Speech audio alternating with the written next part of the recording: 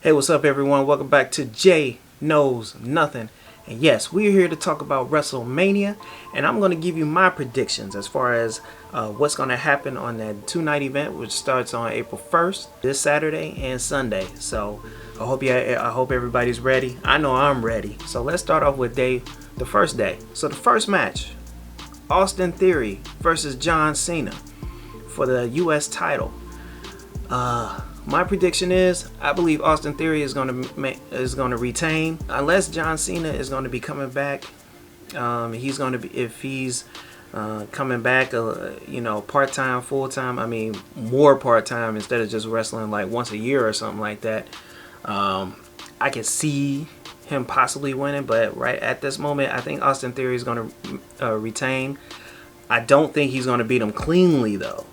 I think something's going to happen. I don't know. Somebody's going to come back in that curtain or through the crowd and help Austin Theory win the match. I don't know who it's going to be. I mean, what are your thoughts? Who do you think is going to come through the crowd? Move on to a couple of other matches that really haven't been given much time. It seemed like they've just been, they've been clumped together. The men's Fatal 4-Way will be on the first night, which is Braun Strowman and Ricochet versus the Street Profits versus Alpha Academy versus the Viking Raiders.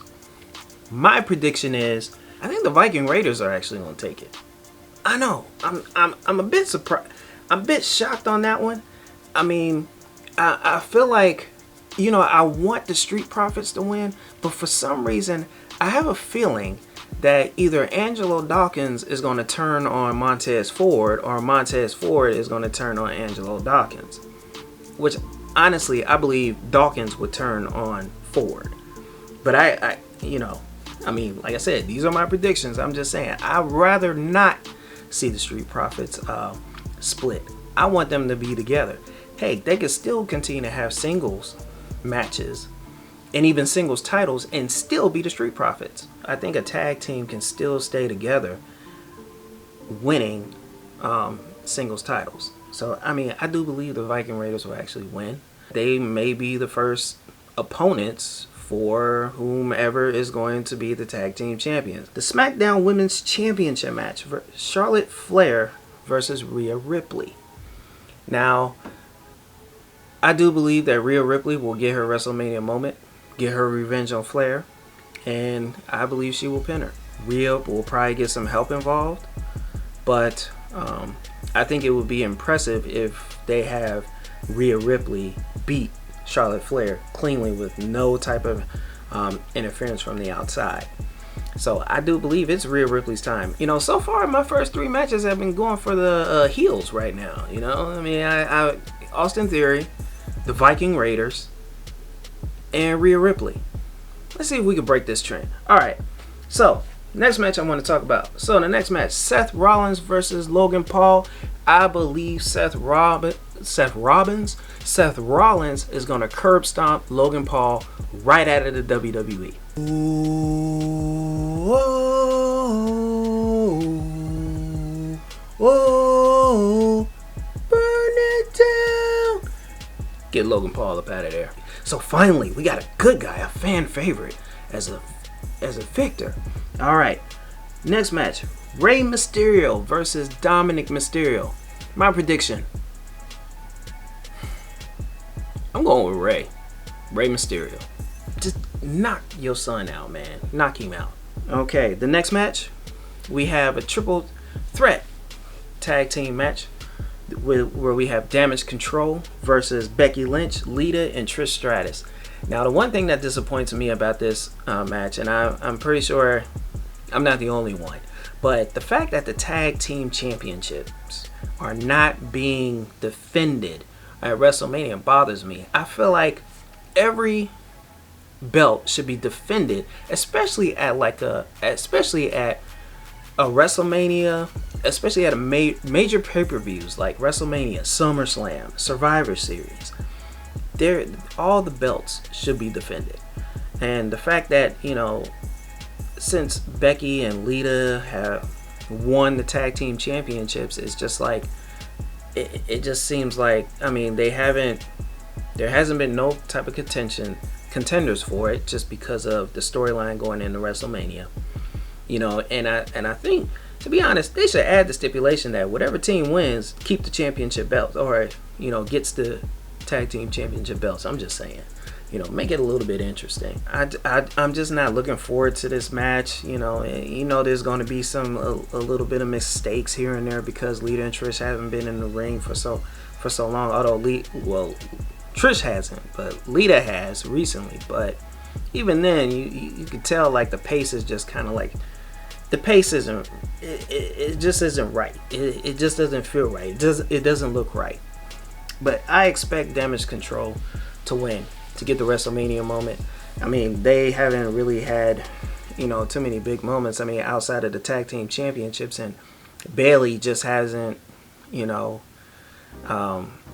Bayley really needs a women's championship around her waist to really solidify this group.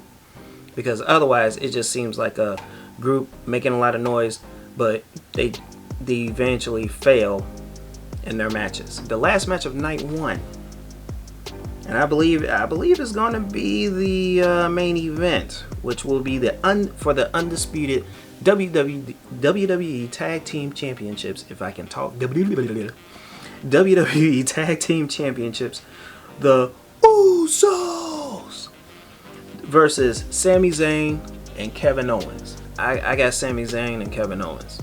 I got them having their WrestleMania moment. I believe the Usos will go down.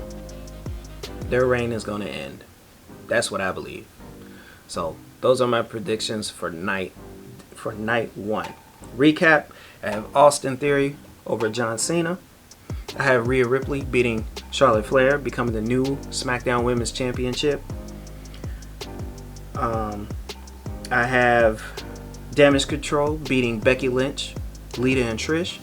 Trish potentially turning heel, costing them the match.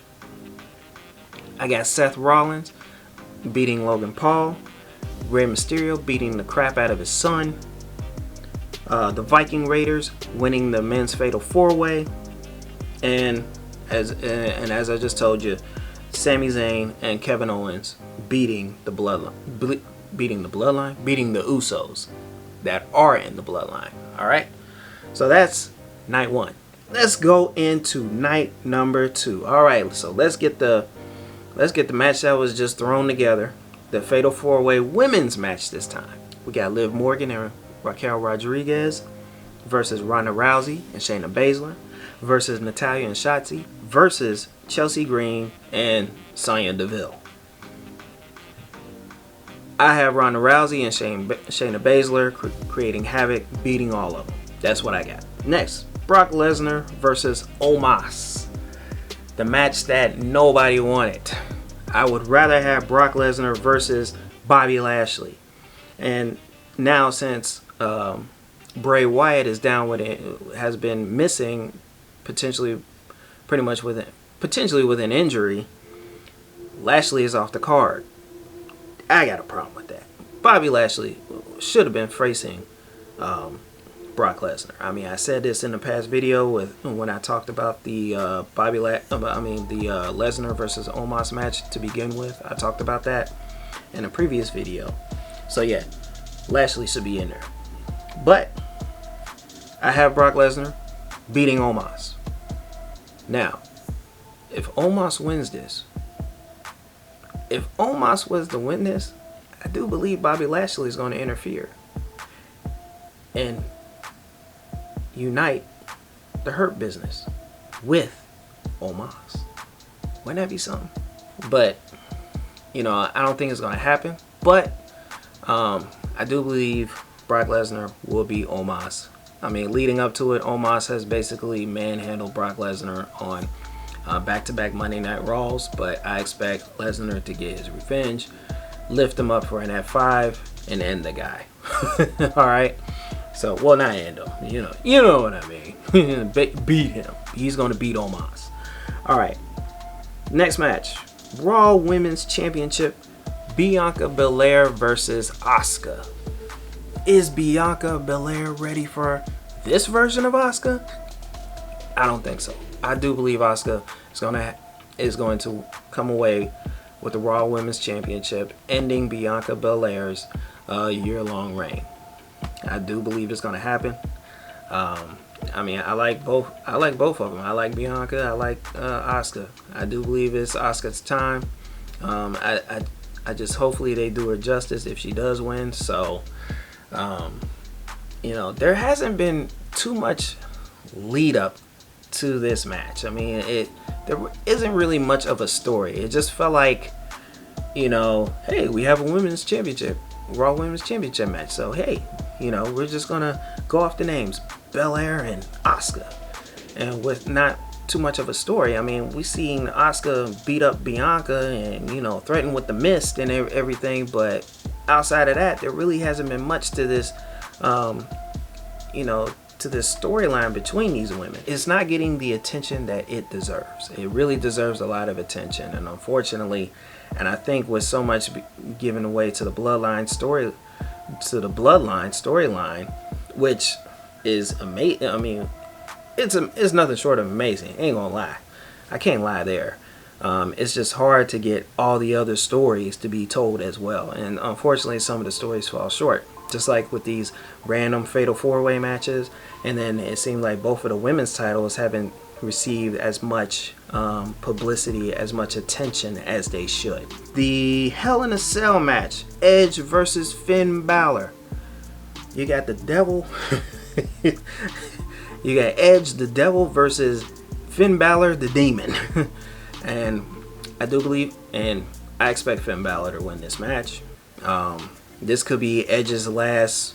This could be his last match. I mean, this could be his, in a way, passing on the torch to Finn Balor. I mean, remember, Edge has even said on in interviews that he wanted to bring in, you know, Damian Priest, Rhea Ripley, and Finn Balor into the Judgment Day. That's who he wanted in the Judgment Day because he felt like they weren't getting the attention that they deserved. And I think this is, you know, Edge's way of saying, hey, here you go, Finn Balor. I'm giving you the mantle, you know, and, you know, go do your thing. Retire me, you know, get me out of here. And, you know, I think this is Edge's way of, you know, sort of like, I guess you could say passing of the torch, but to help boost, you know, Finn Balor's career. So I expect Finn Balor to win this match. All right. The Intercontinental Championship match, the triple threat with Gunther versus Drew McIntyre versus Sheamus. I got Sheamus. I got the Celtic Warrior. Finally. I mean, it's been his year-long mission to win this belt. Ever since Gunther had it, he's been on a mission. What was that pay-per-view called? I don't know if it was called the Battle at the Castle or what, or in the United Kingdom. But when they had the match there, I mean, that was a banger.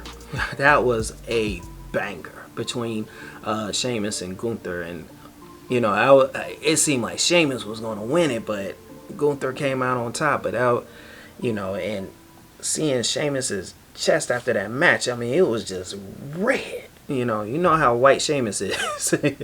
and just seeing him and looking like, I mean, he walked out of that ring like a Valentine's Day card. His chest was just beat up red. I mean, it was busted. It was just, ugh. It looked like raw meat. But yeah, so I'm taking Sheamus to get his big moment of winning the Intercontinental title. The main event match for the undisputed WWE Universal Championship, we have Roman Reigns versus Cody Rhodes.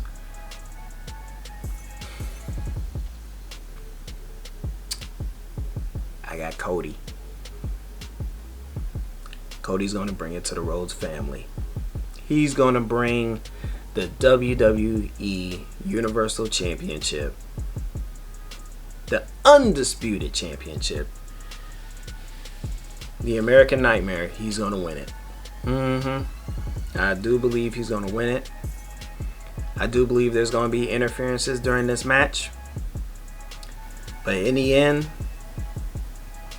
I believe Cody Rhodes is actually going to win. At first, I was just thinking like, you know what? I think Roman Reigns is going to retain. You know, he's going to approach 1,000 days of being a champion. And, Cody Rhodes, I mean, like, he's cool, he's nice and all, but lately I've seen the fire.